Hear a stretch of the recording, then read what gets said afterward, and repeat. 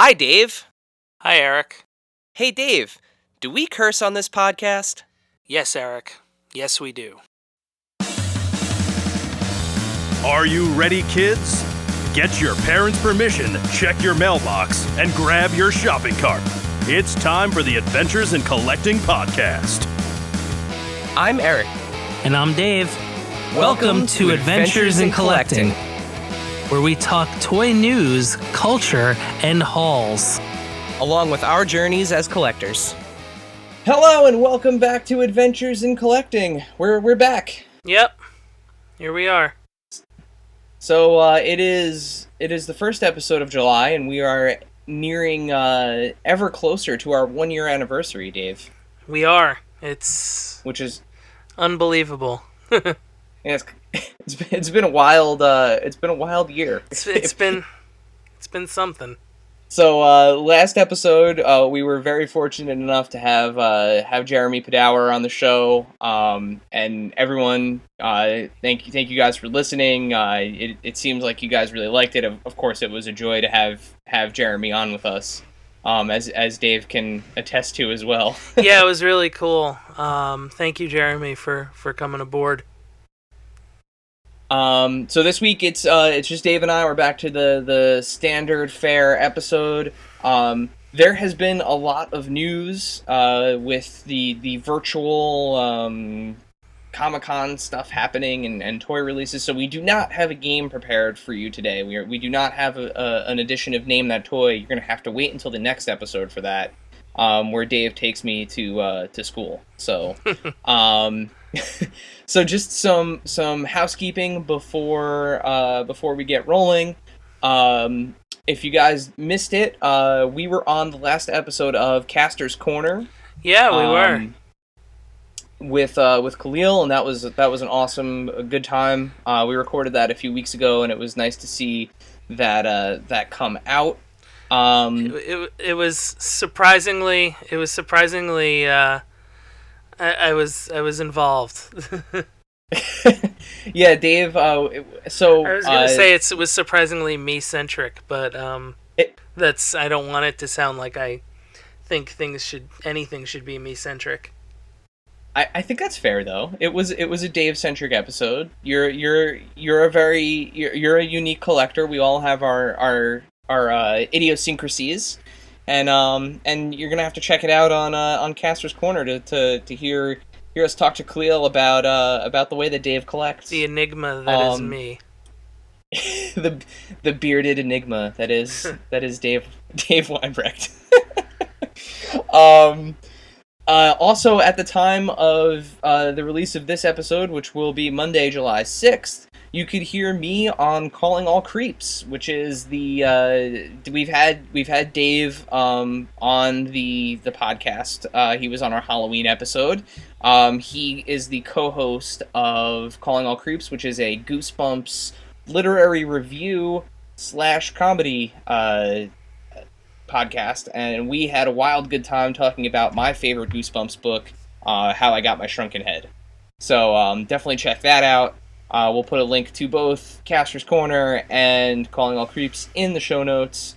Or if you're listening to this on YouTube, which I've learned that people do, check out the details in the video, and we'll have links to that. The other thing I wanted to mention, which I think is super cool, and I'm so happy you guys are doing it. And please, if you are a toy photographer and you're listening to this podcast, definitely check us out on Instagram and Twitter at AIC_podcast.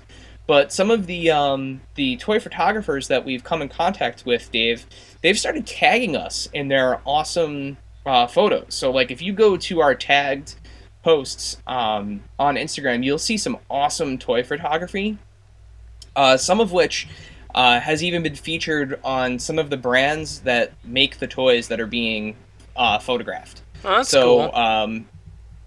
We do every Tuesday. We do Toy Photo Tuesday, where we highlight 4 to 5 toy photographers and the work, the amazing art and work that they're doing. So if you are a toy photographer and you hear this, check us out on Instagram.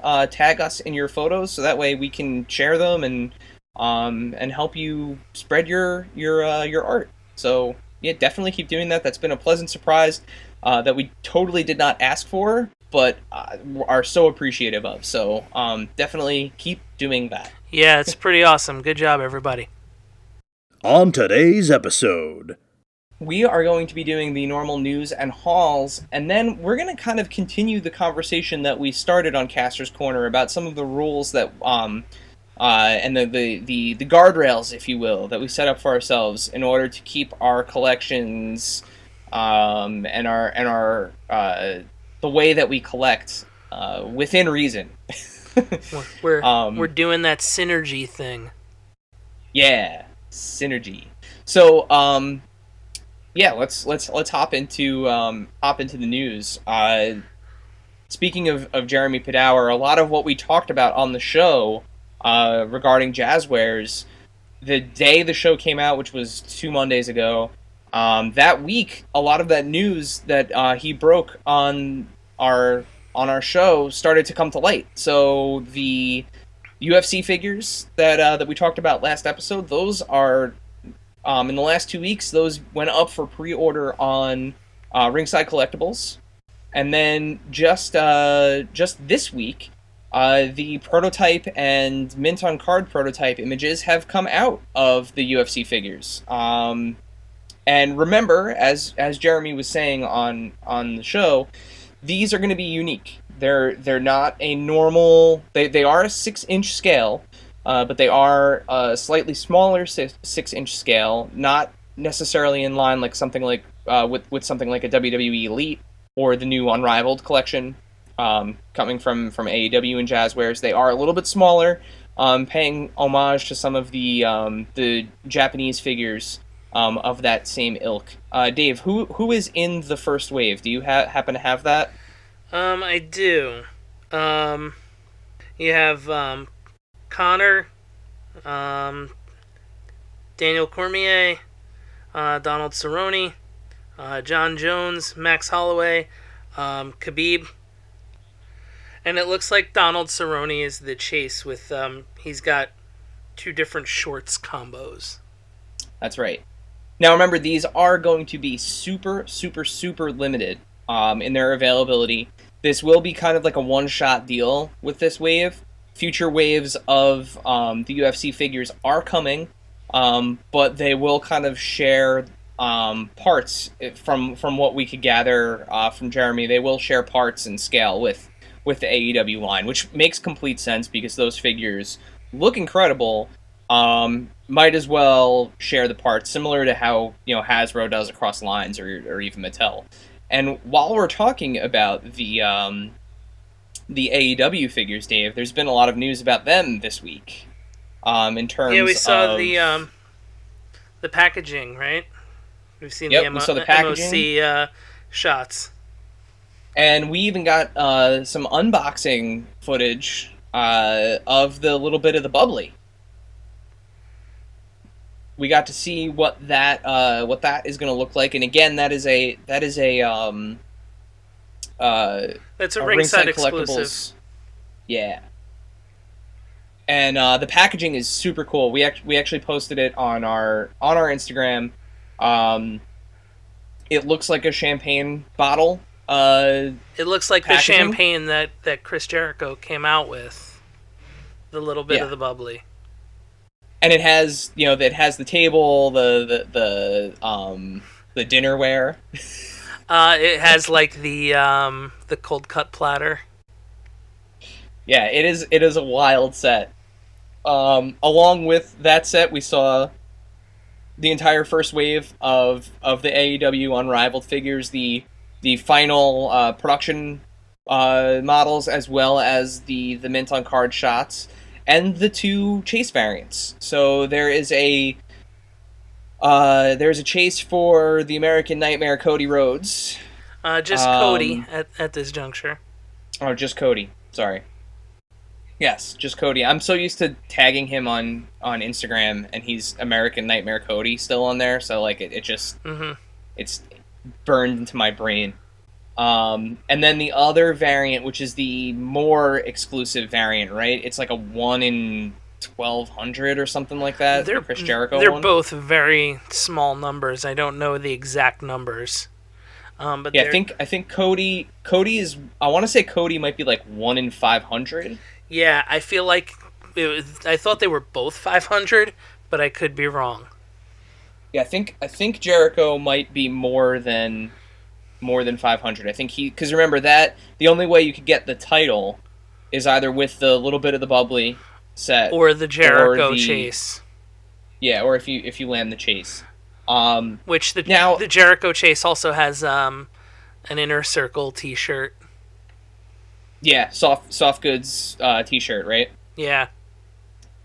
The other thing that unfortunately with any kind of product announcement, it being 2020 and the internet being the way that it is, there was a lot of not a lot of, but a little bit of backlash to some of the initial images, including the announcement of the running change with Kenny Omega and the color of his hair, and some of the skin tones, and as as Jeremy mentioned on the show, they're being very transparent with the process, including listening to the fan feedback, some of which saying that the sculpts didn't look right, and the paint jobs didn't look as good as the prototypes, and the skin color, and so on and so forth, that they actually went back to the drawing table and retook some of the photos to repost them with different lighting and just to give a better representation of what the figures are. This product line from Jazzwares on these AEW figures, it is a very much so a labor of love, and Jeremy and his team clearly give a shit about what they're producing, so much so that they're really kind of leaving nothing to the imagination. They're showing they're showing all their cards. They're being very honest about the process and about making sure that they put out the best possible product. But personally, Dave and I both saw these figures at Toy Fair, very early, like hand-painted prototypes. But even at that junction, we were blown away with what we saw. And I think once everyone gets these in their hands, I think they're going to be pretty blown away too. Yeah, they're cool. I'm looking forward to picking them up. Yeah, it's cool to have more wrestling figures. So I'm certainly not going to be upset with what we have, but as always with anything, you can't really kind of give a good kind of critical judgment of it until you actually are holding it. So, test shots always look like test shots, and we won't know until we see them, see the figures on shelves and in our hands. So, and that's something I'm certainly very much looking forward to. And Dave keeps queuing me up here with these awesome segues. But speaking of test shots and prototypes, somebody who we follow on Instagram that we absolutely love, Junk Shop Dog, had something a little interesting to show off, didn't he, Dave? Yeah. As opposed to getting into or being the kind of preeminent, I'll say, seller for the figure community for a lot of Japanese figures. He is making his own kind of line of figures. I believe he teased 3, but he's only shown the Bruiser Brody thus far. And they're in the style of what, the Shofubi figures? Yeah, that's the style it looks like he's going for with them. So that's really cool. Yeah. And what an awesome figure to start out with. Bruiser Brody is such a he has such a storied past, and untimely finish to that past. If you haven't checked out the what's the show on Vice? There's an episode, the Dark Side of the Ring on Bruiser Brody. Yeah. Yeah, it's an upsetting end to his career, but his family, his legacy, they have a lot of respect for what he did, and as should anybody who's a fan of the sport. It's really great to see kind of a new figure in that vintage style of him. So we're looking forward to that. We already reached out to Junk Shop Dog, who's based out of Australia. He's super excited to get that figure out, and we'll be paying close attention to the progress on that for sure. Yeah, for sure. Definitely something that I'm very interested in. Something else that we'll stick with wrestling for the time being, but the some of the figures that were recently announced for Ringside are starting to come out. We're starting to see product land on people's doorsteps. Can we call them our good friends, or just our friends over at the Major Wrestling Figure Podcast? Friends of the program, I guess. Yeah, friend of the pod, Matt Cardona, got his shipment of his Edge heads, which of course he did get 3 of them, as well as the Triple H and China 2-pack. Yeah, I know somebody else who ordered 3 of them as well. I ordered my 3 Edge heads. Oh, I was gonna say, does his name rhyme with Ave Mimebrecht? Sure. Yeah, that's one where it's like, if you're buying that one, you're on the hook for 3 of them. Yeah, there's no way you can't get the extra 2. Like, that's the point of the figure, right? Yeah. So for those who maybe are listening to us for the first time, Dave, what is this Edge Heads pack that we're talking about that's landing on people's doorsteps? Yeah. So long story short, when Zack Ryder and Kurt Hawkins debuted in WWE, they came out as Edge lookalikes and like diehard Edge fans, and they were called Edge Heads. They were always around with Edge. They did like kind of almost like the like a bait and switch type of gimmick where they would like pose as Edge. So it was cool, and this figure is celebrating that debut where it has the interchangeable heads for Ryder and Hawkins. Yeah, and they look great.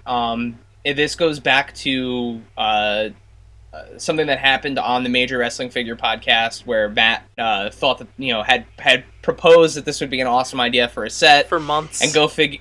Yeah, for months. Especially once Edge was returning, because he'd been out with an injury for a while. And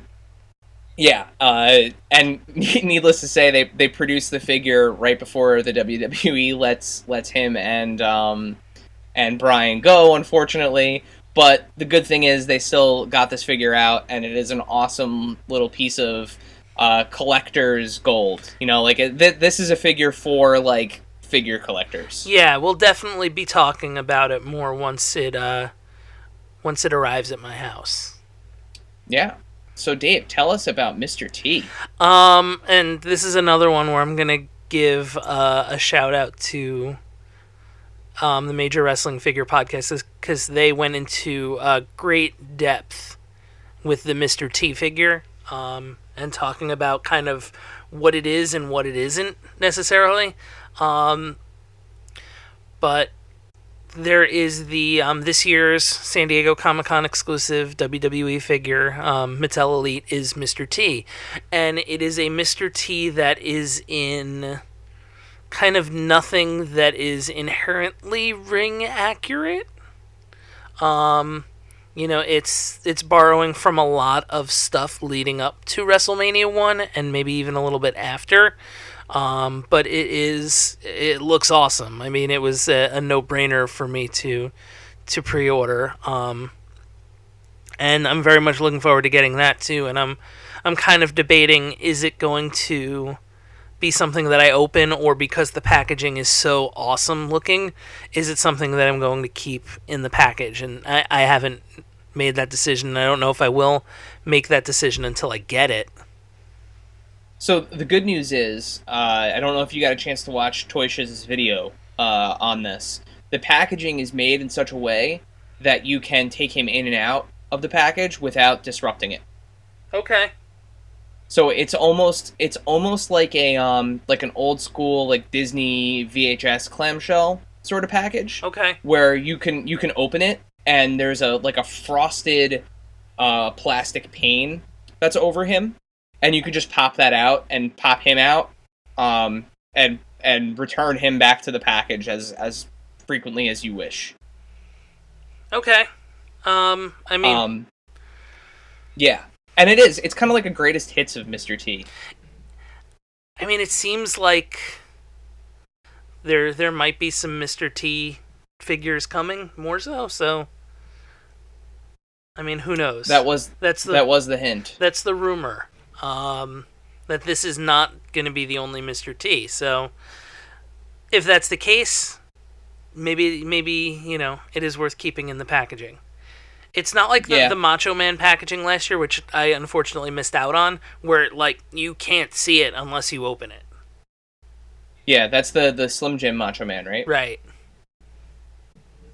Yeah, this year has been so far this summer with conventions and big public gatherings being canceled. There's been some really interesting takes on the process of getting these con exclusives.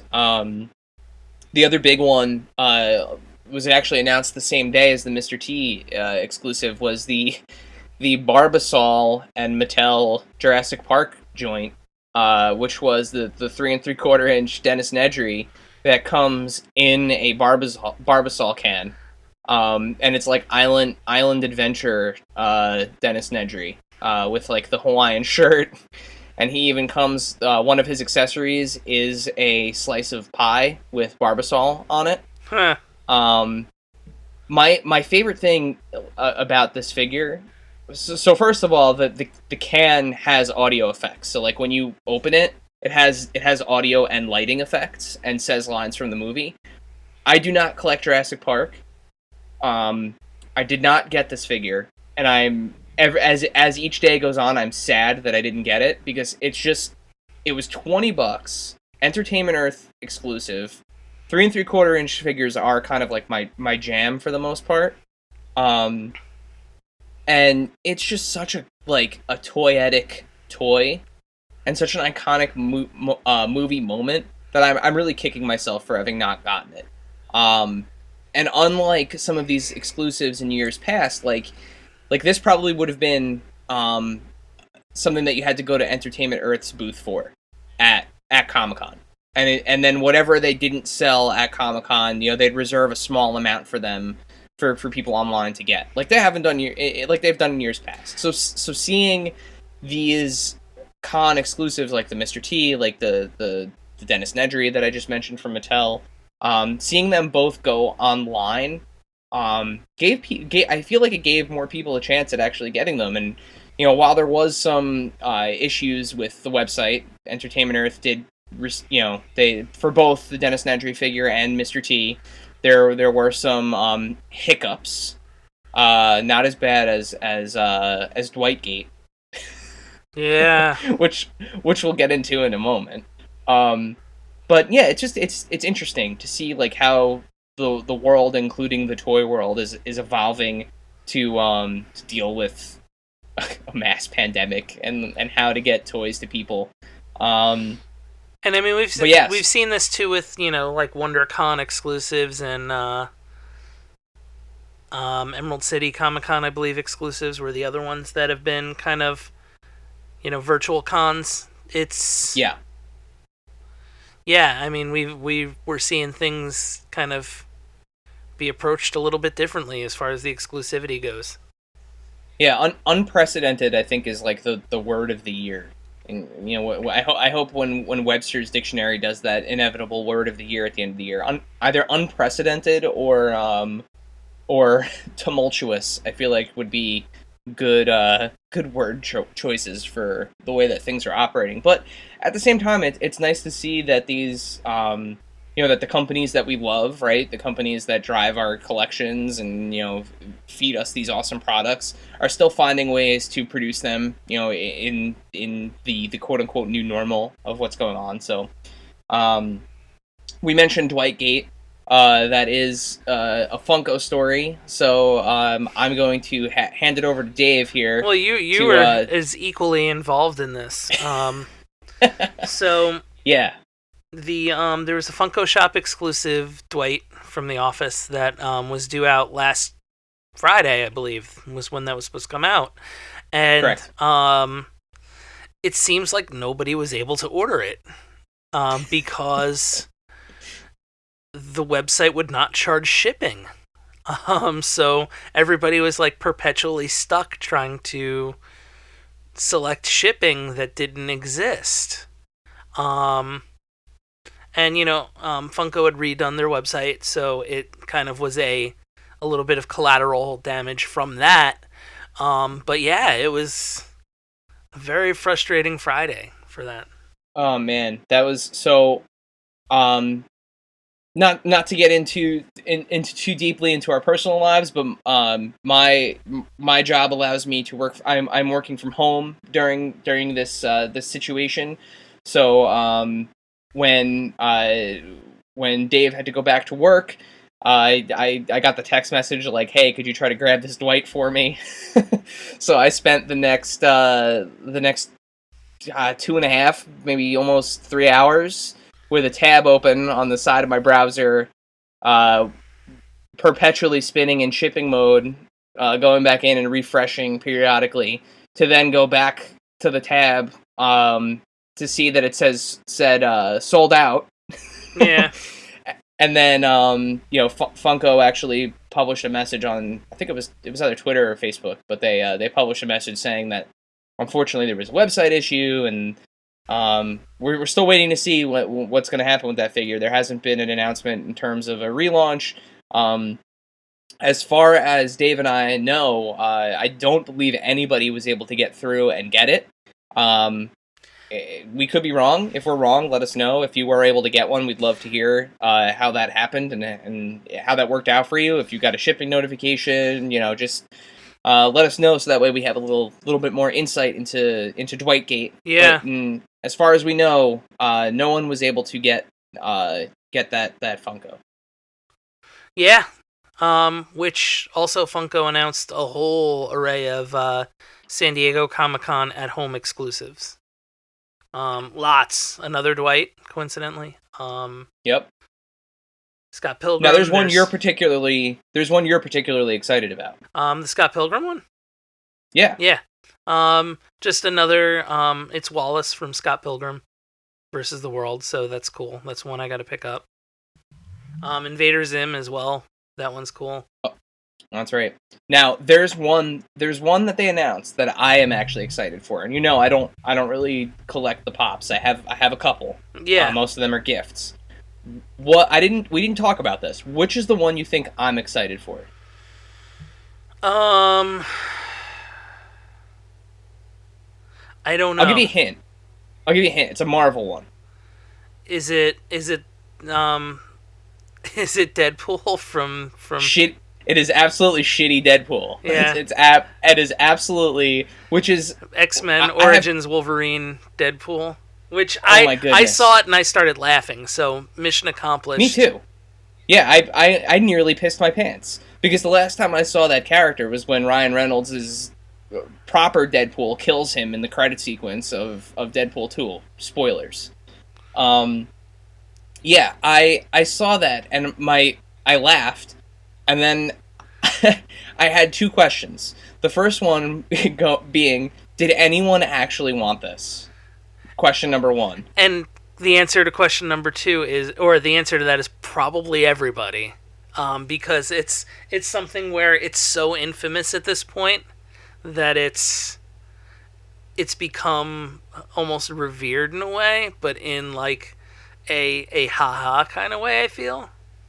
Yeah, it is. And then the second my second question was, who was the brilliant mind behind choosing this one, because it is absolutely the biggest troll pop ever. It's fantastic. And X-Men is celebrating their anniversary of their films. The other X-Men film pop that they announced is the criminally underrated performance by Alan Cumming as Nightcrawler. Yeah, the Nightcrawler one is cool. And I think there's a whole like array of those coming out. So, just from the various movies. Yeah. Some of the other pops that I think are really cool, only because I've kind of caught the bug on the show. I've been watching a lot of My Hero Academia, and they announced a series of pops for My Hero Academia. Some are exclusive as part of the virtual con release, and then others are just kind of coming. When we get into halls next. I'll get into some of what I've been picking up as in terms of My Hero Academia. But no, what I was gonna say with the My Hero Academia is just knowing from collecting pops, that those are very popular. I blame McFarlane for the fact that I started watching the show. When we had Ty Butler from McFarlane on a few episodes ago, he mentioned in particular that the All Might figure, who's one of the main characters in the show, had a unique twist on how they're handling torso articulation, and he went on super clearance at GameStop. And when I say super clearance, I paid $1.50 for him. Okay. And he's a $22 figure. So I was like, shit, for $1.50, like, I at least want to see what Ty was talking about. I love what McFarlane is doing with, like, all their other lines. Like, I love the classic McFarlane figures. Like, let me check it out. And as I was looking at the figure, I wanted to know a little bit about the show in order to review him properly on our YouTube channel. So I watched the first episode, and then I watched the second episode, and then I watched the third episode, and I immediately fell in love with the main character, Izuku Midoriya, and eventually the main villain who I picked up, and those are the three that I have. So those are three of the things that I've picked up recently that I'm absolutely in love with. I'm actually staring at my Izuku Midoriya figure right now, and just, yeah, it's such a good show, great figure line. I really hope they stick with that line. They have McFarlane has an interesting past with anime figures. They had that 3D animation from Japan line back in like the late 90s, where those Akira figures are from. And they do such a nice job with figures like that. So very, very excited to get those. Some of the other things that I've picked up, I think I mentioned that I had ordered the Ghostbusters Plasma series. Well, they came in, and I'm working on that unboxing now. Since I posted on our Instagram what unboxing you wanted to see next, and you guys all said Ghostbusters, so I'm working on it. I also have been taking a dive into a little bit of the vintage area. I ordered I wanted a Movie Maniacs Edward Scissorhands from McFarlane from back in the day, and I found somebody on Mercari had him and Ichabod Crane from Sleepy Hollow.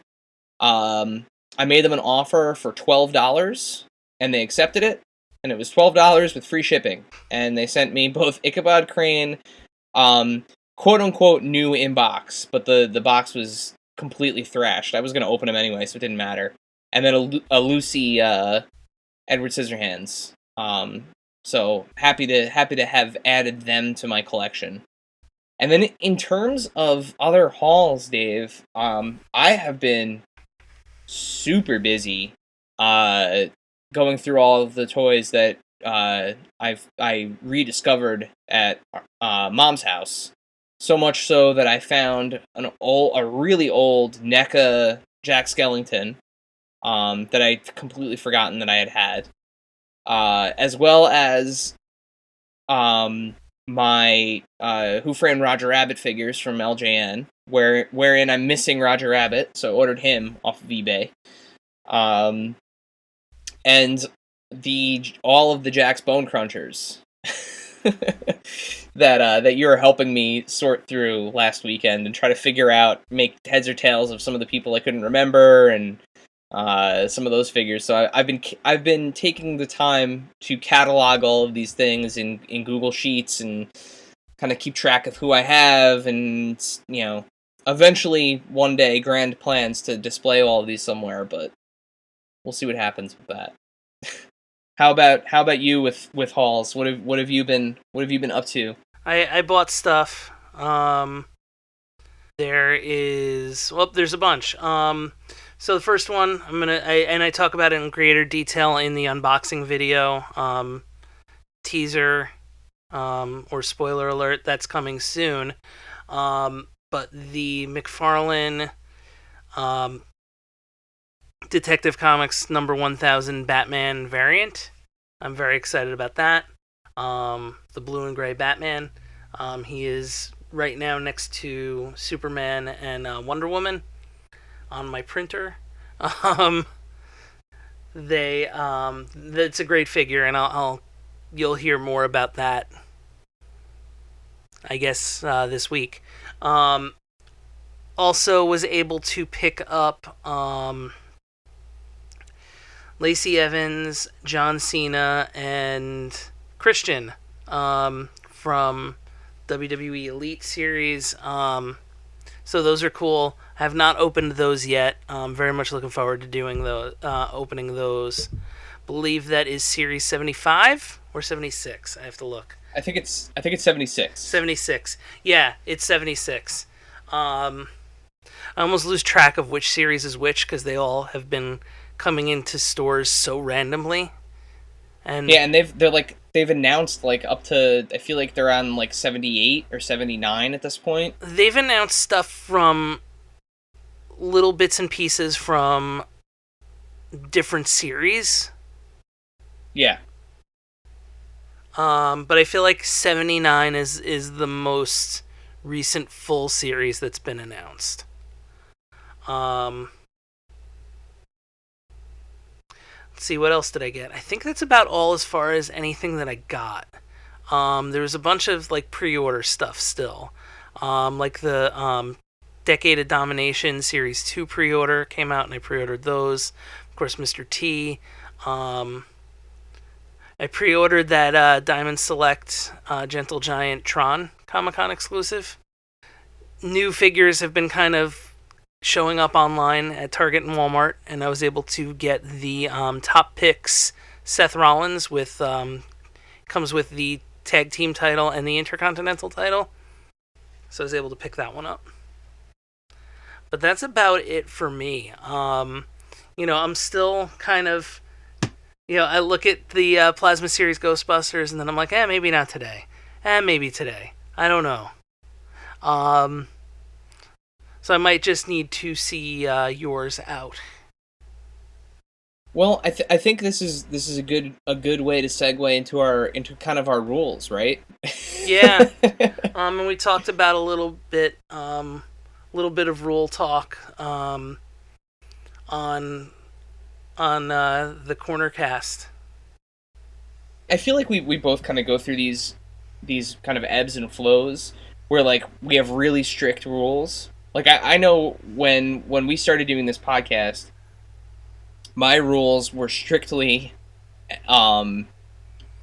3/4 inch Star Wars figures and MCU Marvel Legends. That was pretty much all I was collecting at that point, nearly a year ago. As I say that, I'm looking at non-MCU Marvel Legends. I'm looking at McFarlane DC Multiverse. I'm looking at McFarlane My Hero Academia, vintage McFarlane figures, Mortal Kombat. I even have some NECA figures now. Yeah, and now not to mention vintage toys. So I have some vintage LJNs from Roger Rabbit, as well as all the vintage stuff that I found, again, going through Mom's basement. But I will. You know what? I'm gonna say it right here. I'm gonna put it out. These are my current rules as of today, July. What are we? July 2nd, right? Yes. Yeah. As of July 2nd, 2020, I am collecting Marvel Legends, MCU. I actually, in fact, nearly have all of the MCU characters represented. The only exceptions to my MCU rule, I am getting a handful of Spider-Man, the animated series figures that mean something to me. They were a really big part of my childhood. I do have pre-ordered um, the Spider-Man retro, the Green Goblin retro, and the Mary Jane / Gwen Stacy retro figures. I do have a miniature little Spider-Man animated part of my display with Venom and Carnage, and the Sandman so graciously provided to us by Diamond Select Toys. So that is my one little venture outside of the MCU. I'm gonna count the Foxverse figures that I would like to get as part of kind of that movie world. I would really like the Deadpool, the Cable, the Negasonic, the Domino, and I do have one of the Hugh Jackman Wolverines pre-ordered. So that's my Marvel Legends thing. As far as everything else, as far as like the NECA and the McFarlane stuff goes, my rule with that is a little bit loose at the moment, because I'm kind of putting together a little bit of like a movie display. So I have the Plasma series from Ghostbusters. I have, as I mentioned, like a few NECA and a few Movie Maniacs figures. And the way that I'm looking at that is kind of like this sci-fi / horror movie display. So like I have Ripley in an Alien, I have Ash from Evil Dead 2, I have the Headless Horseman and Ichabod Crane, Jack Skellington, Leatherface, Freddy, Jason, and Michael Myers, and Godzilla, and Chucky. Like I have all of them kind of in one display together, and I'm probably going to put the Ghostbusters with them. And in terms of the McFarlane figures, I think the way that I'm looking at it is I'm not really super big into the DC universe, and I have the Wonder Woman figure, I have the 2 Arkham Batman and Joker figures, I have Superman, I have Nightwing. And that's, I mean, unless they make like a proper Doomsday, which we haven't seen yet. They are making that the like Devastator, what if Batman, right? Yeah, Devastator, yeah. Who is basically like a Doomsday mold. It's a Doomsday Batman. Yeah. Because that's from Metals. Yeah, from Metals. I won't be getting that figure because I am holding out hope that if that figure sells really well, maybe they'll put out a Doomsday. At which point I would pick up that. But in terms of like the DC stuff, like I love what they're doing. It doesn't really resonate with me. I haven't really been a DC guy in a long time. So I think I'm kind of good with that. I have the 2 Mortal Kombat figures that I like. I have a bunch of the vintage McFarlane stuff that I'd want. We both have that Kickstarter Spawn coming. There are a couple figures from My Hero Academia, if they made in the line, that I would totally get. If they make, there's this one character called Eraser. He's one of their teachers at superhero school. Ayazawa is his name. If they make that figure, I'm in. Totally in for that figure.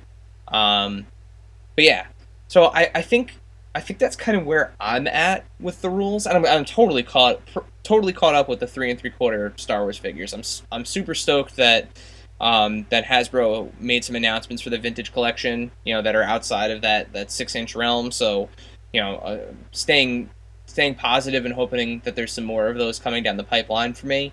But it's really nice to kind of feel caught up with a line for once, which is where I'm at with that. So I also have to consider, Dave, the space that I have in terms of what I have to display, because I already have too much to display. I can't put it all out once. I'm constantly like rotating stuff out.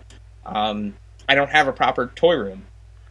My toy space is maybe I literally, what boils down to like maybe 10 feet of display area, which is not a whole hell of a lot. So I'm keeping that space in mind. But that's where I'm at with rules right now. How about you? Yeah, I have literally nowhere to put anything right now, so display is it's very much on the back burner at this point. So, I'll start with the big one, and that's Funko Pop. Um, that went from being just WWE to just kind of blowing up completely out of proportion for me. To the point where it just went to, horror movies. Okay, other movies. Nightmare Before Christmas. Nightmare Before Christmas, but then I started to get some of the park stuff, and that's turned into Haunted Mansion. Um, like I have all of the Mad Max Fury Road pops. But so for me, it's just properties that hold significance. Whether it's wrestling, whether it's, you know, the child, whether it's TV shows, Parks and Rec. There are musician ones. So I've picked up some of the pop music, like Motley Crue or Do you have Kiss. Ghost? Yeah, the Ghost ones thus far. So it's a little all over the place. Actually, the properties that I have the fewest of are comics for Funko Pop, just because there's so many. Like I have a few characters, but even that is not a lot. So like, And You know, Star Wars. Star Wars, I don't have many at all. I have Porgs, I have Rey and Poe, and I have the the child. child. I don't want to. Well, actually, finish going through your rules. I have a question for you, but finish what your other lines are at the moment. For Lego, it has to just be a set that I want. A set that I like. I don't have like I don't just get Star Wars. I have a couple Star Wars. I have the 80 the Batman, the original Batmobile, the 89 Batmobile. I have, the Mickey Mouse Steamboat Willie set. I have Porg. I have any set that had a Porg except for the Millennium Falcon, because I just can't get the Millennium Falcon. Well, as we've established, you are a Porg mark. Yes. That is accurate. As far as WWE figures and, in turn AEW figures and any of the other kind of announced wrestling figures that are coming out, a lot of those have been complete waves because there are wrestlers that I would want to collect in those waves. But there are some waves where it's like, hey, I only want like 2 or 3 of these. So it's really just dependent on who it is. There are some where I have picked up both the chase and the standard. So that's that's pretty much what it is. It just has to be, something eye-catching or somebody that I like, whether it's like the really great gear representation or a really great moment, like a specific moment where, like Seth Rollins, one of the more recent Seth Rollins ones was when he won the Royal Rumble in Chicago Bears themed gear, because I'm a Chicago Bears fan.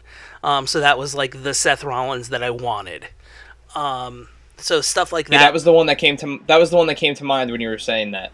Yeah, so that's, if it's either got to be a character that I like or a representation of a specific moment. So there are, duplicates that I have because there have been different incarnations of the Hardys over time, or, people in different gear. So that all comes into play. I have that same problem with some of the Marvel Legends, because like I think I have like 4 different Thors, right? Because I have, or Captain America, yeah, I have the Endgame Captain America where he's got Mjolnir. I have the World War II one. I have the Infinity War one, and I have the original Avengers appearance one. I'm on the fence about getting the what do you call it? Not Civil War. Winter Soldier. Winter Soldier. The best Captain America outfit, like the costume. It is, but the figure is kind of bad. Okay. It was before they got like the good faces, like the good heads and face sculpts. Like they didn't have Chris Evans' likeness, so it's just like it's like a comic book Captain America head on a film body. Okay. And like, yeah, I have enough from buying Captain America so many damn times. Like I have enough like unmasked heads, so I could very easily, Yeah, head but you swap need that. for him. You need that matte helmet though that he had. Like that's. Exactly. And I mean, honestly, in that movie, you got to remember too, he wears the Winter Soldier Captain America outfit for only the first part of the movie, because he goes back to the museum and steals the World War II outfit and puts that back on for like the climax of the movie. So, I could still put him and, have him fighting Bucky in the World War II outfit, and it's technically accurate if I ever wanted that for my shelf. So like those are things though that I consider, right? So like, the same thing with a wrestler outfit. I try to think of, bang for my buck, right? So like I have, I also have a couple of Iron Men, but I don't have them all. I have the Iron Man suits to me that are like iconic and representative. So like I have the one from the first Avengers film, which I think is like the most like comic booky looking Iron Man outfit. That one that he wears during the incident in New York. And then I have the Endgame one. I have the Infinity War one. And then I have the one from Iron Man 3 with like it almost looks like the War Machine armor, but it has like the painted flame effects on it. Okay. Like it's like a hot rod Iron Man outfit. Yeah. I have that. So, but then there are other characters where, it's like not necessary. I have, one Scarlet Witch. Because Wanda in the red trench coat with the fingerless gloves, like, that's Wanda. That's MCU Wanda. I'm good. Same with, somebody like Doctor Strange. Doesn't matter that the cape changed a little bit from, the Doctor Strange movie to Infinity War. The Infinity War Doctor Strange is representative of that character. It's good. Yeah, it's like Star-Lord. He looks like Star-Lord all the time. Or he either has a long jacket or a short jacket. Really, the only Guardian that you need to that changed it in any form or fashion would be Groot and Rocket, because they've had different outfits. Yeah. Well, technically, I do have two different Star-Lords. I do have Star-Lord with the short coat and the long coat. Yeah. So I do have that represented, but Drax would be the best example of like a one and done. Shirtless green Batista. Is shirtless green Batista. Mm-hmm.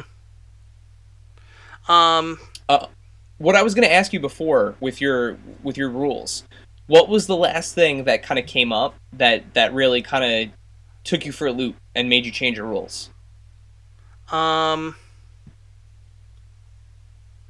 last thing that made me change my rules, I mean, the sheer volume of wrestling figures that have been announced and released, but otherwise, the one that I didn't really get into, and this is something I guess that makes sense when you think of the Micromaniacs and potentially Ghostbusters and even DC Multiverse, is getting in at the ground floor.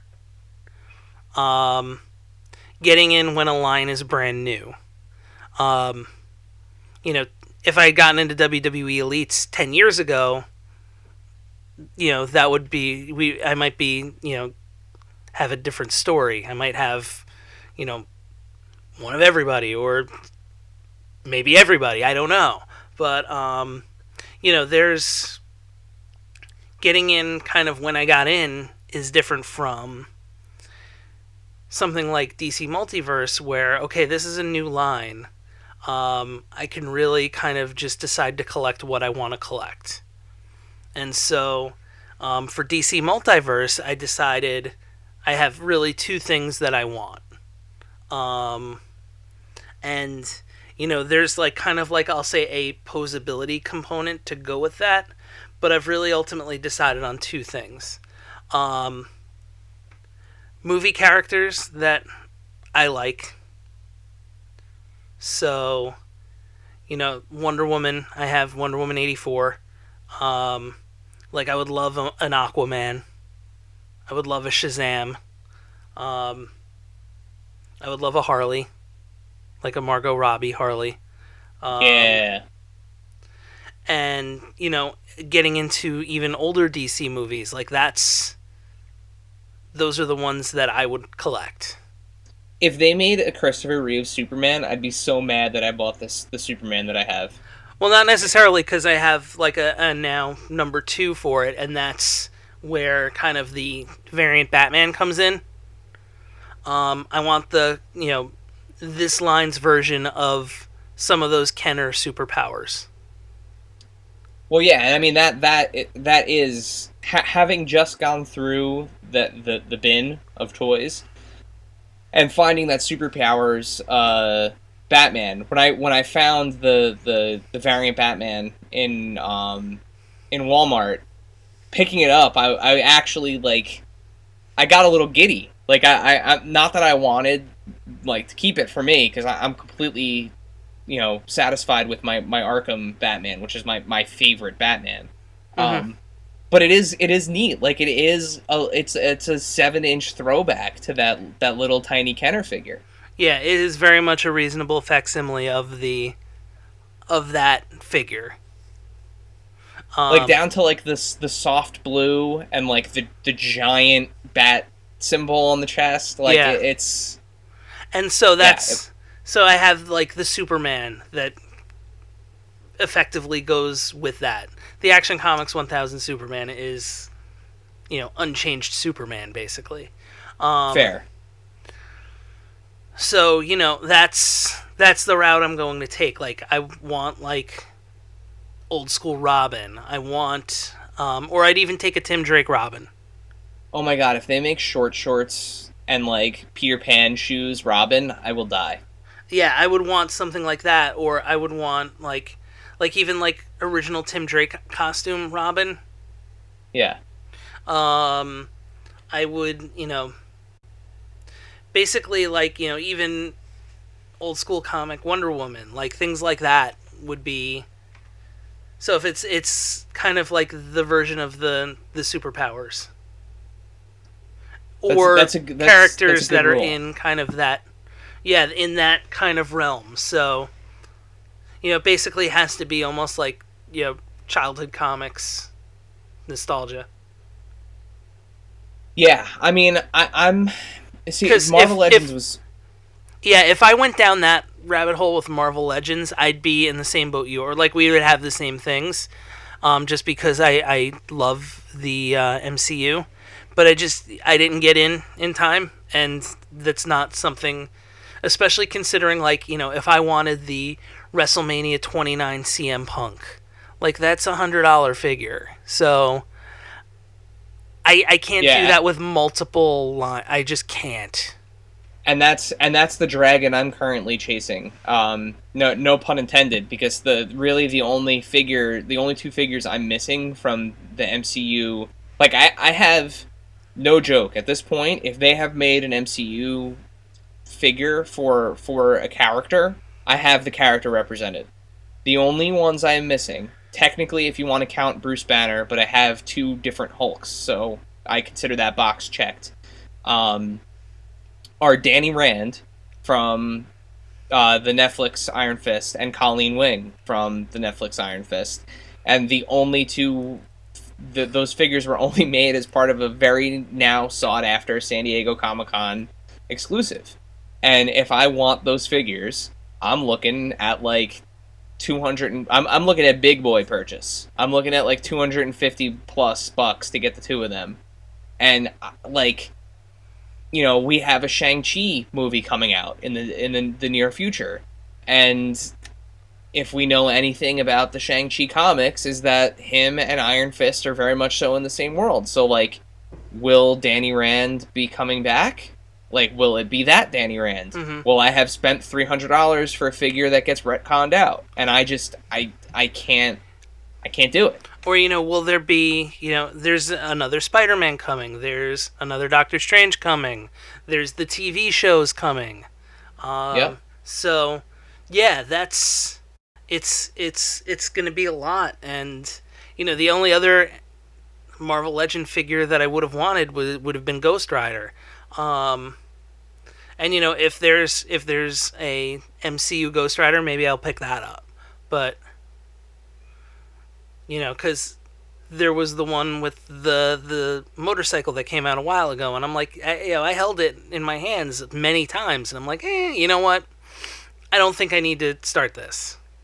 Yeah, no, it is. I mean, there are enough people in the toy community that call what we do plastic crack, and the thing is, once you have even a little bit of space to display these things, and you start putting them together, and you're like, oh man, I said I was only gonna get, the good guys, but like, wouldn't it look really cool if I had the Guardians of the Galaxy figures to display with, or wouldn't it look really cool if I had Ronin to display with the Guardians, or like Thanos to put next to Captain America, and the next thing you know, you've completed the entire world. I mean, never in a million years did I think I was gonna have the Hulkbuster figure and the freaking collector Grandmaster 2-pack from San Diego Comic-Con last year. Whoop!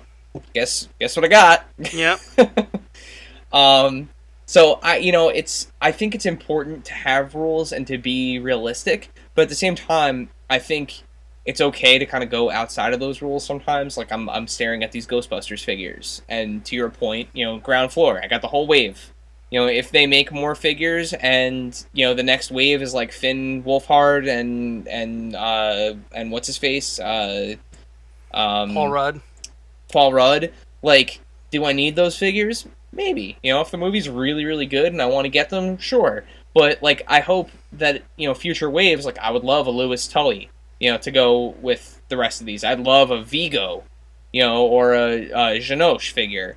But I feel like Vigo would have to be the Build-A-Figure for Ghostbusters too. Yeah, definitely.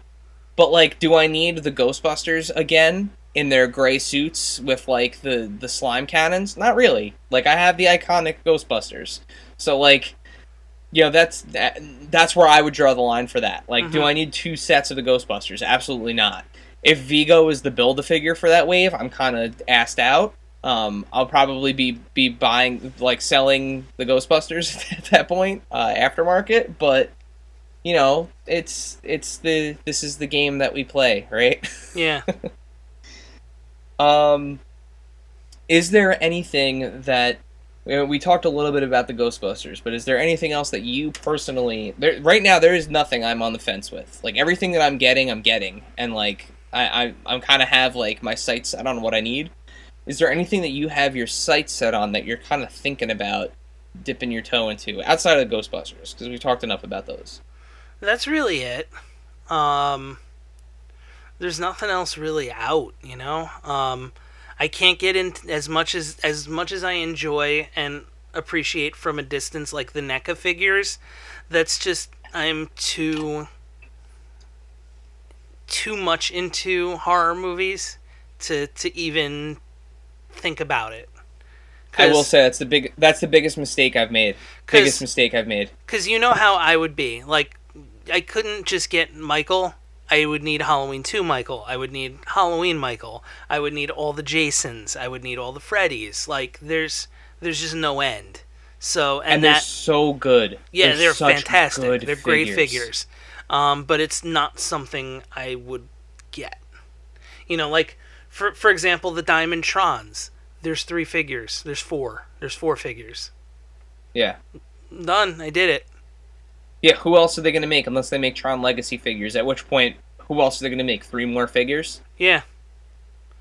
You'd get a Rinsler, you'd get a like Old Man Flynn maybe. And you'd get his kid. He'd get Cora. You would get and Cora. Yeah. I would want CGI Clue.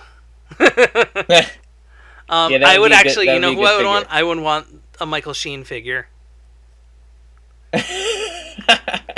With the cane, I would want it. Okay, fair. All right. Well, Dave, I think we're gonna wrap it up for the evening. Yes. What do you say? I think we're gonna call it. if there's anything we mentioned in the episode that you want to talk to us about, leave us a comment on social media. And if you liked what you heard on this episode and you just want to talk about your toys and tell us what you're really into, go leave us a rating and review wherever you listen to podcasts, and we'll read it and we'll talk about it on the show. Nobody's done it yet. I know you guys listen. We'd love to hear from you. We really would. So let us know what you think. And I guess until next time, Dave, let's send it off. Bye, everybody. Thank you, dear listener, for hanging out with us today. Subscribe, rate, and review us wherever you listen, and then tell your friends to do it.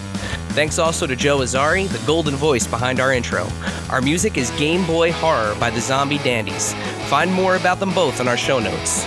Follow us on social media at AIC_podcast on Instagram and Twitter.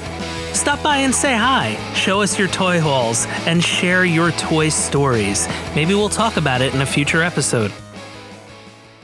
Don't try this at home. Void where prohibited and some assembly required. Each sold separately, not a flying toy. Consult a physician if your toy run exceeds more than 4 hours. This has been a non-productive media presentation. Executive producer Frank Hablawi. This program and many others like it on the Non-Productive Network is distributed under a Creative Commons Attribution Non-Commercial No Derivatives license. Please share it, but ask before trying to change it or sell it. For more information, visit non-productive.com.